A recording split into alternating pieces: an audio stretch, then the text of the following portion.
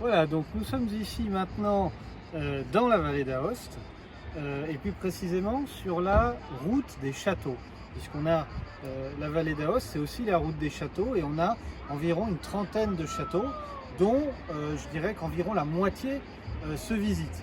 On est ici au château royal d'Elsart, qui est lié à l'histoire de la Savoie, et qui plus précisément, on va dire, on l'a retenu dans l'histoire pour avoir été le relais de chasse de Victor Emmanuel II, puisque celui-ci l'a acheté vers la fin du 19e siècle et en a fait son relais de chasse.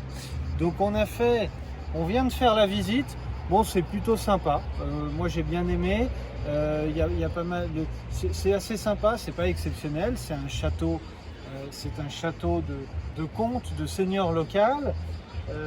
Maintenant, la visite est en italien, donc si vous ne parlez pas italien, bon, ça va être difficile de comprendre. Alors la dame est très sympa, les gens ici parlent tous italien et français, donc ils nous ont fait quand même des traductions, donc on a pu comprendre. Voilà, la visite dure environ 50 minutes. C'est pas très cher, ça coûte 5 € par personne pour les adultes. Il y a des réductions pour ceux qui ont déjà fait le fort de Barde, qui est après la vallée d'Aoste. Donc nous on va y aller demain ou dans 2 jours. Il y a des réductions, voilà, il faut regarder, mais comptez 5 € par adulte, voilà.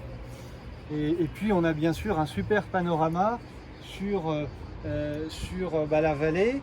On aperçoit un autre château juste en face de la rivière qui coule, et on a également des vignes, pas mal de vignes qui datent ici de l'Empire romain, les vignes, puisque ils cultivaient déjà le raisin pour en faire du vin il y a très très longtemps. Voilà, donc un château plutôt sympa à faire, pas exceptionnel, mais à faire, ça vous apprendra des choses sur une partie de l'histoire de la Savoie. Voilà, merci.